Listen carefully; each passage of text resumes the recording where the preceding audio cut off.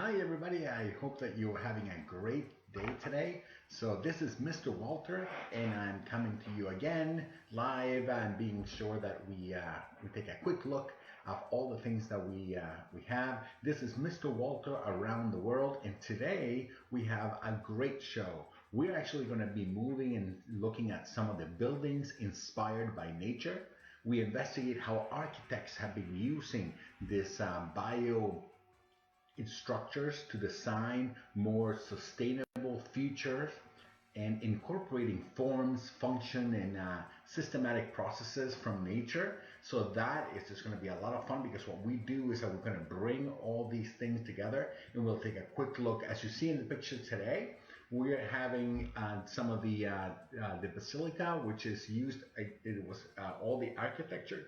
Also, we have a few other announcements. So as you can see, we are here in New Minds TV, and we have also some great announcements that are coming up, and also on the bottom. So just make sure that we are all having lots of fun today. Save your cardboard and you'll have a chance to share your cardboard creations, because coming up on a week or so, we're going to have Earth Day 2020, and we're going to have a cardboard challenge that's going to be coming up. So I really hope that you enjoy the rest of the show. This is Mr. Walter with Around the World, New Minds Enrichment, and let's get started. So the first thing that we're going to do is we're going to move and look at buildings inspired by nature, and we're going to start exploring some of these great places. So today we're going to be flying around several different areas of the globe. So as we start right here, we are here in Dallas, Texas, and we'll be able to kind of fly in and take a quick look of where we are. So we are very close here in Dallas, in North Texas, but we're going to be heading up all the way to the Nature Boardwalk in the Lincoln Zoo Park, as well as the Pavilion and Milwaukee Art Museum, just on the north, very close to Chicago. And then we are going to fly across. So this is here in the United States. We're going to go through the Atlantic Ocean, and we're going to be going to England at the Gherkin. That also we're going to be going to the BIQ building, the Kuzma's Grass as another one of the areas, and then we go to the Basilica, the Sagrada Familia, which is going to be in Spain. So that's going to be some other great places that we're going to go. So we're going to be flying in different places, and the first one that we're going to actually go is to the Gherkin in London in the United Kingdom. So this one, so we are right here. Here's the United Kingdom, and we're going to fly all the way to London just to take a quick look. So let's fly down there and take a look at the Gherkin. So the Gherkin is a real interesting building. It's actually called the Pickle. And as you can see, the reason why, it looks like a huge pickle. But what's really interesting about it is how it was designed and how it was built. It was built in this concave shape, and actually makes it not only very aerodynamic, and also makes it, very strong, as the full point is rounded. So as you see the buildings right next to it, and this is taken from nature as the actual most efficient structure, and you can see all the triangles as they build into this concave and this round shape. You see that all the buildings right next door have the typical square building, and if you can imagine how the wind just sweeps right through, and these buildings get impacted, and there's a lot of resistance. You know how those buildings are. But this one, the Gherkin, the Pickle here in London, just curbs the air around, so it doesn't need to be doesn't have to be that strong base, and in generating a lot of more efficiency in general. So so this is some of the impact that the form a building have in sustainable ecosystems and climate regulations. What do these buildings actually have the impact? What could a sea sponge and other forms, most famous skyscraper in London, have in common? So what are these two things? And you can let's kind of look at some of the pictures here.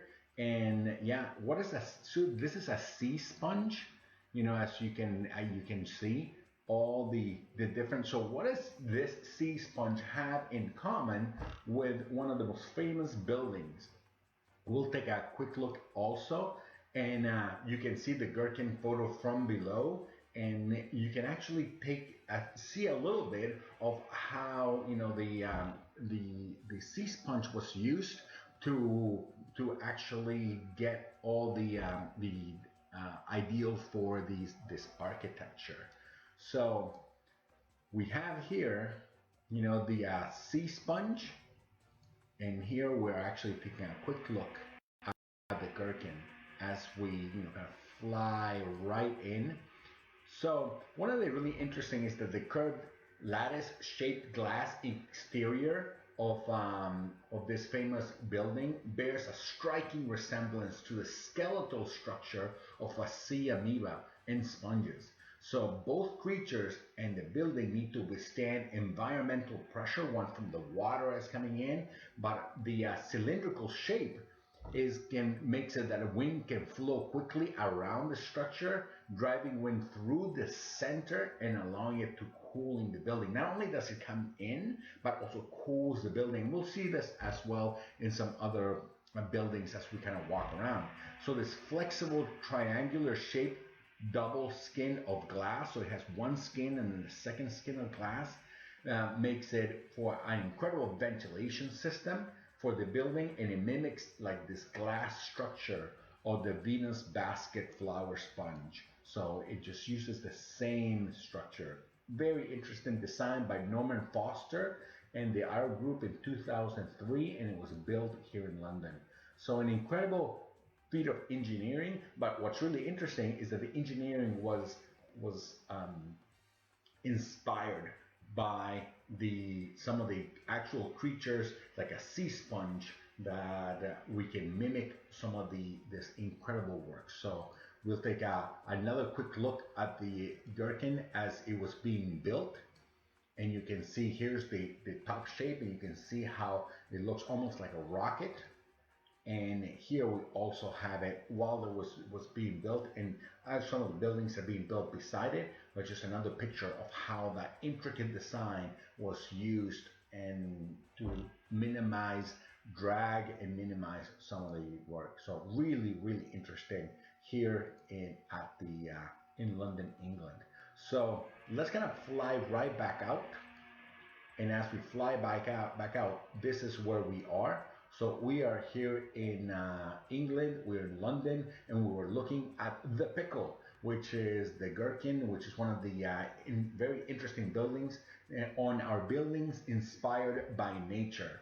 So we'll kind of look around and start flying to some of the other rest of the places as we kind of look and move around.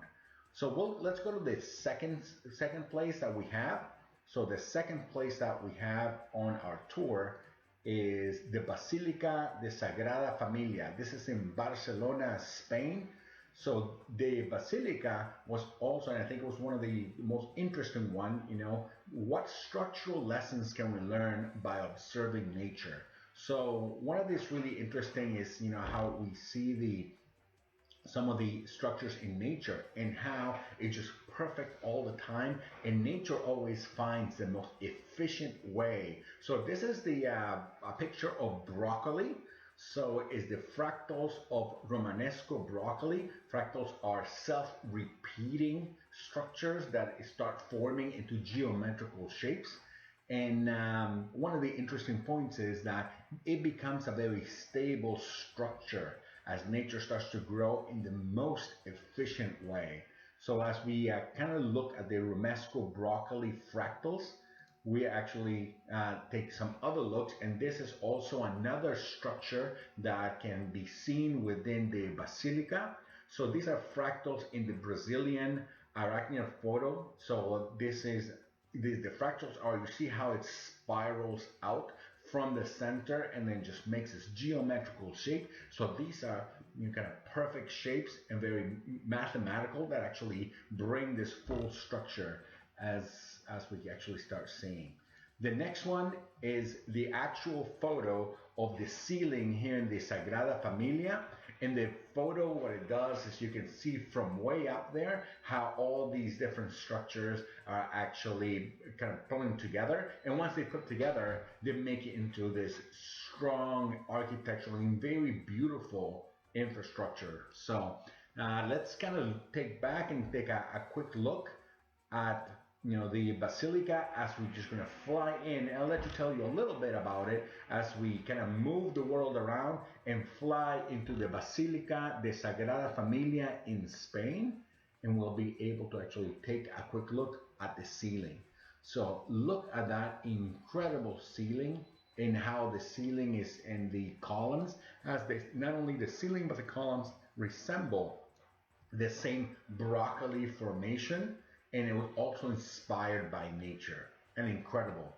So Anthony Gualdi made this the waves in 1883 by designing a basilica de Sagrada Familia using structures that mimic tree branches. So as the tree branch, you can see, and as the trees kind of move, this was incredible. And this is 1883. This is already 140 years ago. So it was using the design of trees to actually make the basilica. So it kind of, what's really interesting is that it's self-repeating fractals, which means that it repeats and repeats and repeats, and that makes it even stronger and stronger. So as the ceiling is kind of completely done, and you can see all the edges, and now we see all the glass work on this incredible basilica, and this great church, that the ceiling looks just like some tree and tree branches. So a beautiful, beautiful place as we start looking. What other do you think that influence with structures just like trees, and we know that the Romans did it as well. So it is really interesting how this basilica, it just sees the overall Gothic architecture, and the designer Gaudi was a pioneer in this architecture and used unique geometry designs inspired by nature. So like I said, fractals are geometric, self-repeating, never-ending patterns found everywhere in nature. So if you go outside, if you take a look at some flowers, and you take a look at some the grass, and you take a look at some of the leaves, you will see the same thing: self-repeating elements that can be found everywhere in nature, from all the way to flowers, all the way to ice crystals. So it's really interesting on how this comes about. So I'm going to show you just a quick little video of how the fractals are actually done, and you'll see some of them already made in nature. So enjoy.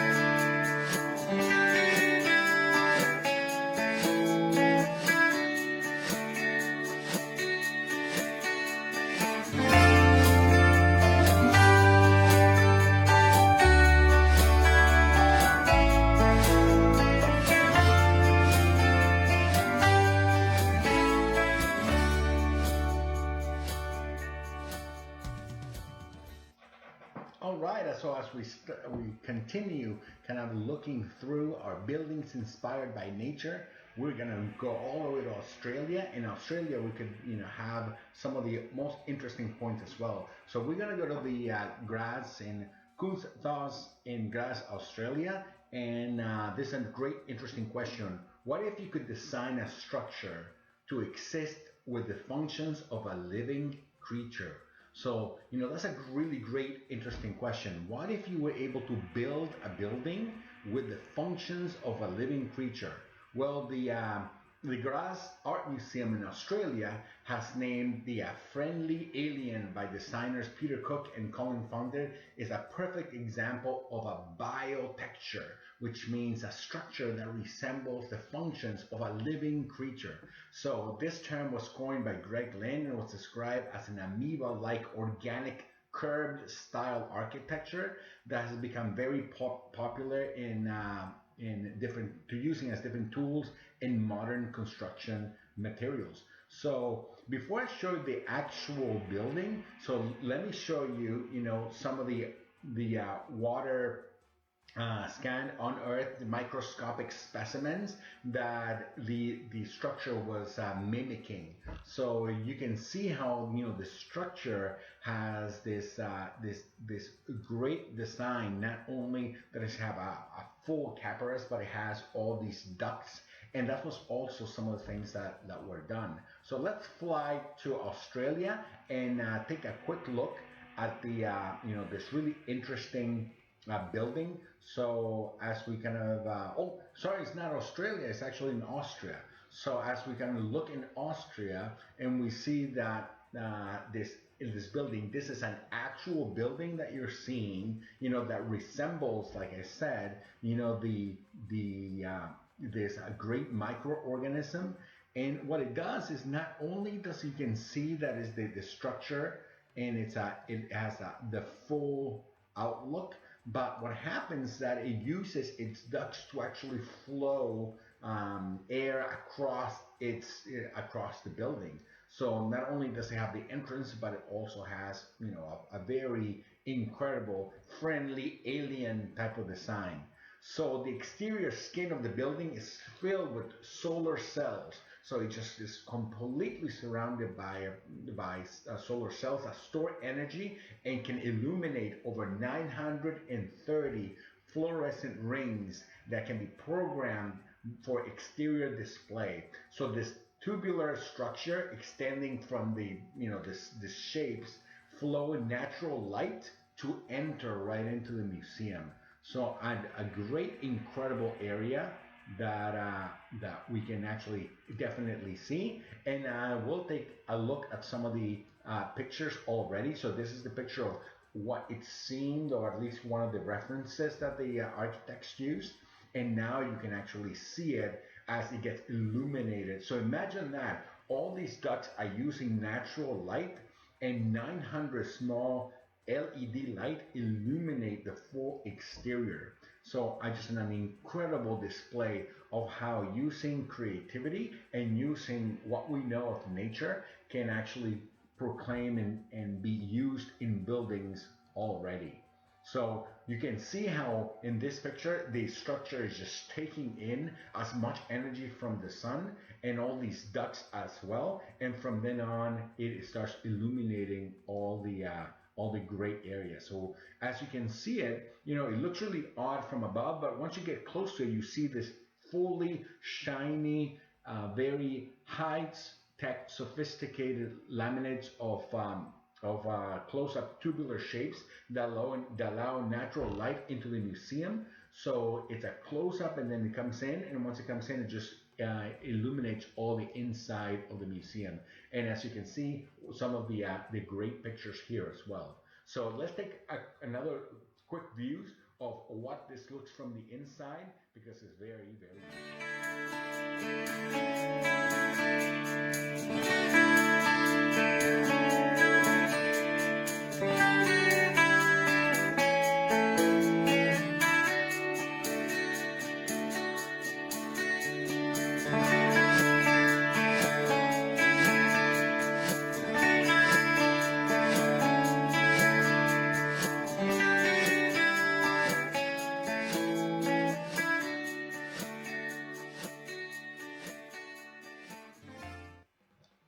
All right, so our next stop in our next building and construction is an art museum And we are flying all the way to Milwaukee in the United States, so very close to us, just up north. And we can see, and we'll try to just look at a building that is inspired by the symmetry of some of the things that we see in nature. In this case, we're actually having the Milwaukee Art Museum, which is a Quadrasi Pavilion in Milwaukee. It was inspired by this one of these great birds. So we can see that some of the birds that we have, for example, the one that we're seeing on screen, has this great wingspan, and this wingspan makes it not very aerodynamic, but it also conserves a lot of energy as it's using the wind to actually move back and forth. So as we take a quick look, can you imagine, for example, this duck that we have in front, or a geese that we have in front, how is that inspiring a building? So let's kind of fly to Milwaukee and take a quick look at an art museum that's using that same design to actually be much more energy efficient.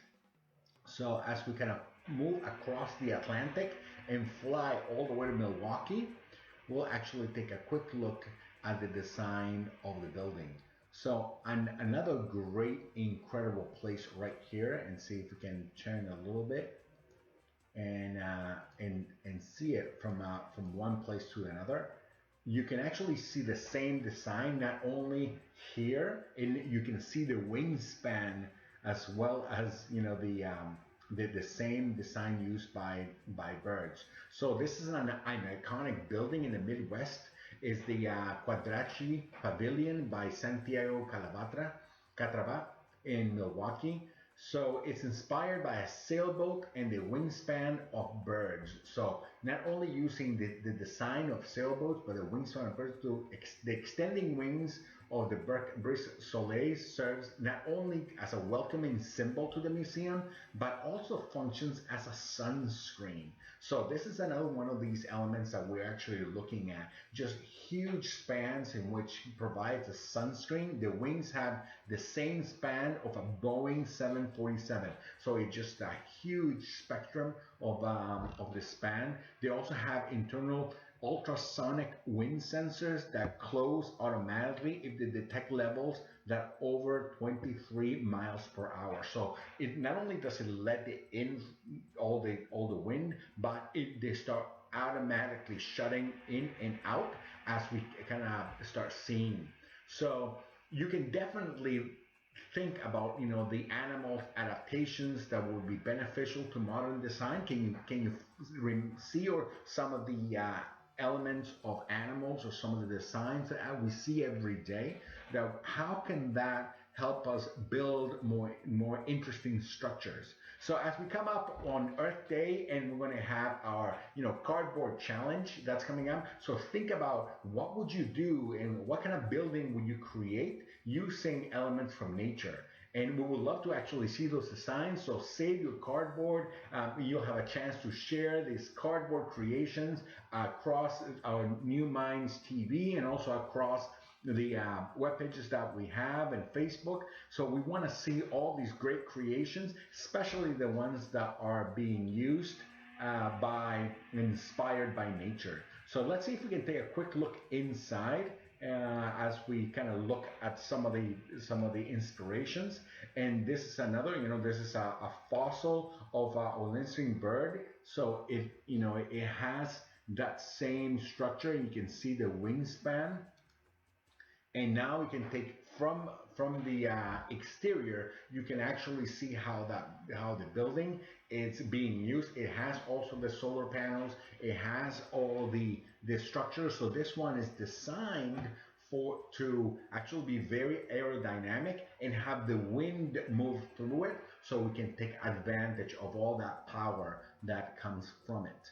So another great picture from the other side, as you can see all the lining that is done, and also it's designed in such a way that as soon as the wind hits it, it just makes it almost like a turbine engine that kind of just moves the wind back and forth. So another great picture of the design of this great museum in Milwaukee. So as we kind of look, what kind of things are you looking for when you see nature, and can you look and see what really interesting points are we going to be able to do? So very interesting and very great element that we can that we can actually see as some of the places here in Milwaukee and across the world that are inspired by nature. Let me just kind of move and see if we can go inside.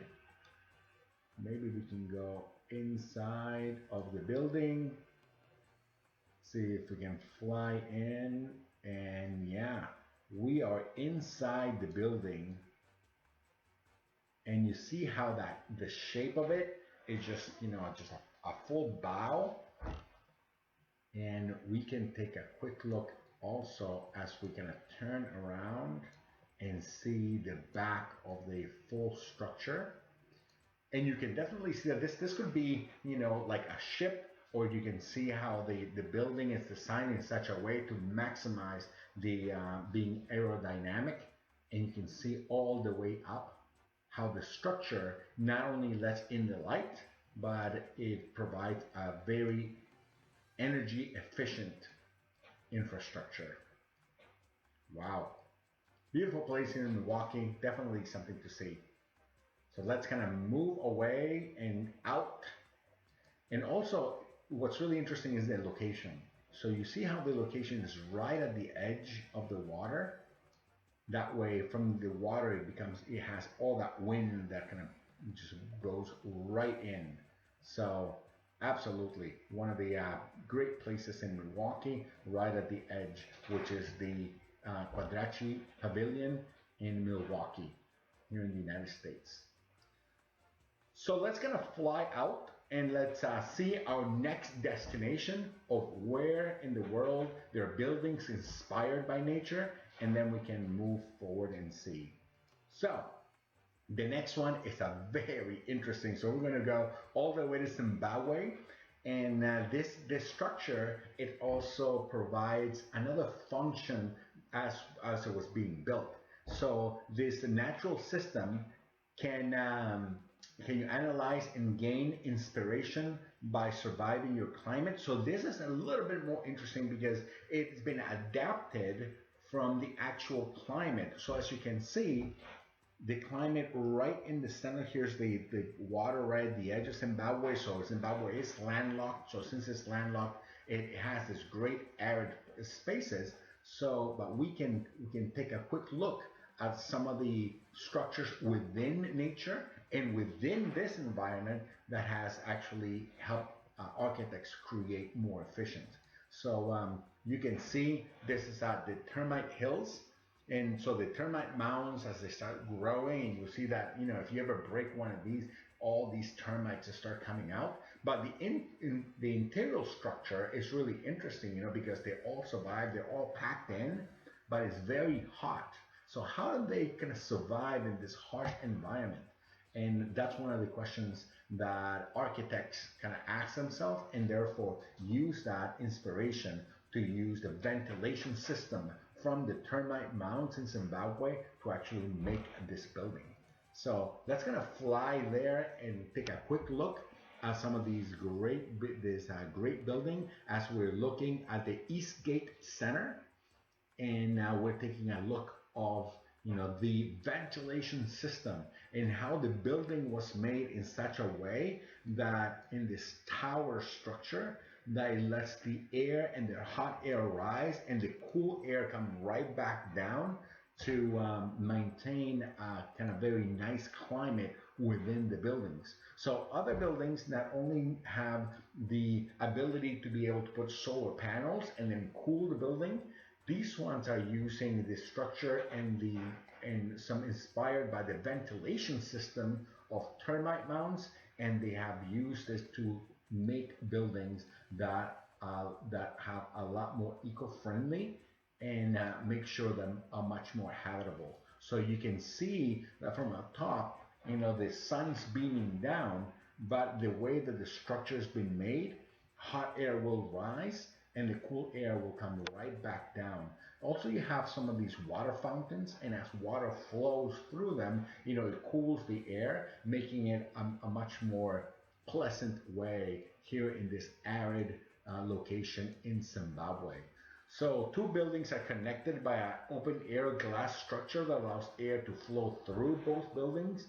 And as I said, warm air is directed through the chimneys to the top of the building, and similar, just like a termite mound, this passive ventilation system allows visitors to just move comfortably without having extra energy cost and without having any issues with extreme temperature changes. So, another great example of how comfortable places for us humans can be made just by using examples from nature. And in this case, the Zimbabwe termites.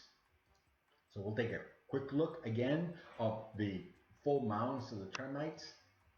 And now you can see the exterior of the building and how the exterior building and all the connected airflow it moves as the full structure is ventilated and very cool. All right, so we have one more stop in the photosphere in our place. So where is Zimbabwe anyways? Zimbabwe, as we kind of move right out, here's in the continent of Africa, and as the world turns around, we're able to see it right here. Here's South Africa, here's Madagascar, right there. And we're looking at the East Gate Center, right in the middle of Zimbabwe. As buildings inspired by nature and some other great places. So as we kind of move to our last stop, we'll go back to Chicago. And this is, one of the other interesting buildings. So the question is, how can an animal exoskeleton inspire shelter?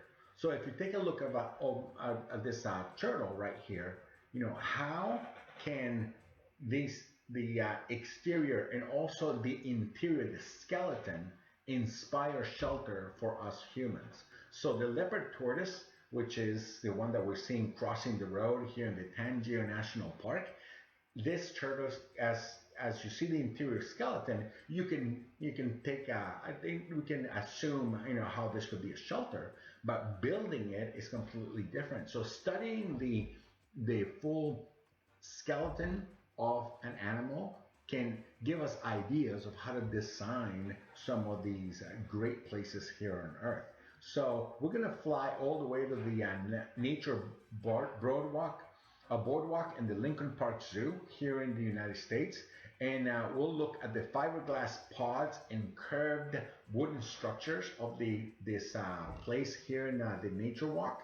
It was inspired by some of the bony plates and turtle shells and how they protect the inside of an animal, and then from then on we actually made this surrounding pavilion as an ecosystem. So let's gonna fly down there and take a quick look at some of this really interesting building that was made inspired by skeletons. So look at the interior building that was made of wood, but also made out of these the surrounding ecosystem by the glass and plastic. So you can take a quick look and see how the interconnecting structure of some of the bones of creatures, and you can see some of these bones and these structures in fish and turtles, and as we take inspiration from these bony plates, and we see that we can start building a full shell. And this is the shell that is here at the boardwalk in the Lincoln Park Zoo here in Chicago, as we just kind of look around and can definitely see the full structure of a turtle inside. So this is another one of the great examples of how we use all these curved design and fiberglass pods that allow water not only to flow right through the dome and right into the sides and right onto the wooden beams so it doesn't get flooded, and then it can drain from the bottom. So it goes right through, the water goes right through the wooden slates right here and back into the waterland right below. So it doesn't get flooded. It doesn't have problems with mold as the water just flows right through the designs, and it also doesn't have the problem with weight. So imagine if you have a square top or a roof building, and then all the water and snow can actually hit on top. Well, this design not only breaks it up, but it just makes it trickle all the way down in just the same way as the tortoise, and you can see the grooves, and just makes, for a great interesting way of how the shell provides shelter, and as it rains, you'll see how the water just kind of drips right off. So it's a really interesting design. So as we move out, I think I have another picture. There we go. We can actually take a look from the sky view, and you see how this experimental area wooden design completely, and after the wooden design, you actually have some of the some other really interesting places and structures right here. So fiberglass pods, curved wooden structures in the Lincoln Park Zoo. So another one of the great examples of how buildings inspired by nature.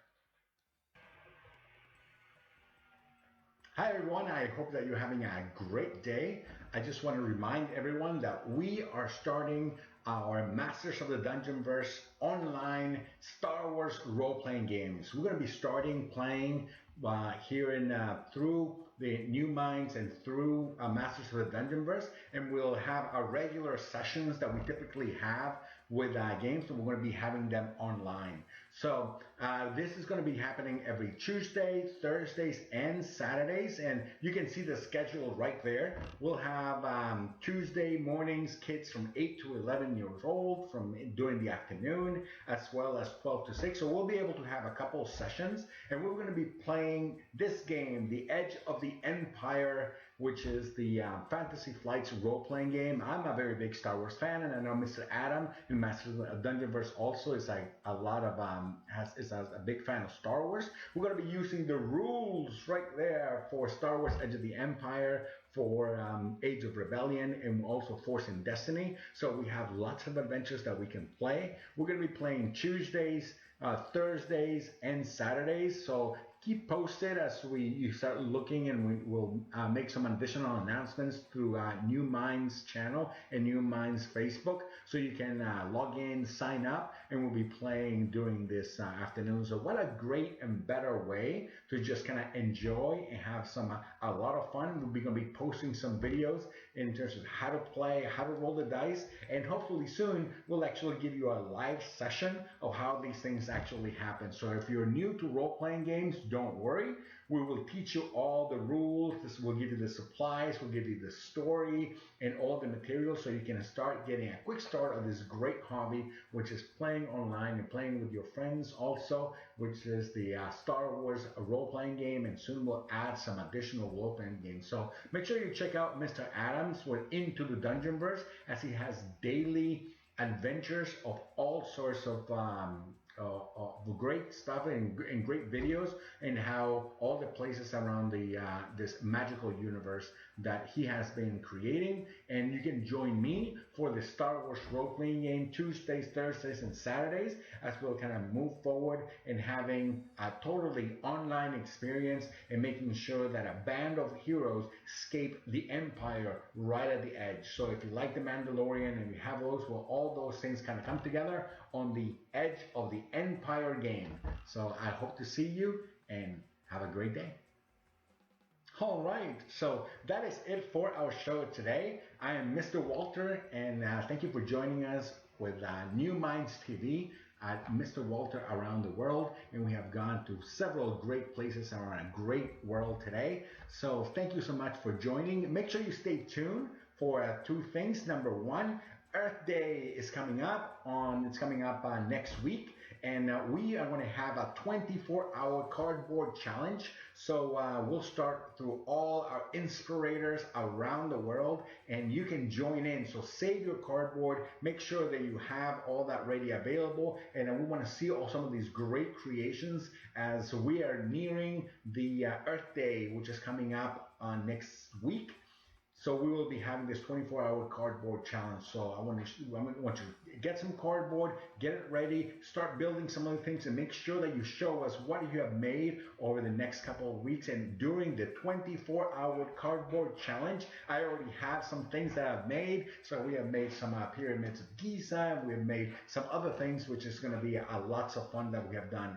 And also stay tuned. We have right here, or actually right there, we have coming up the Steam Train with Mr. Dorian. Just great fun, live Steam training, live Steam learning and games. As well, we have from the New Me Vault. So this is Mr. Ben, who's coming in, one of the creators of New Minds Enrichment, and also will be coming in with classic puzzles and brain twisters, as well as live interactive. So there's a lot of fun.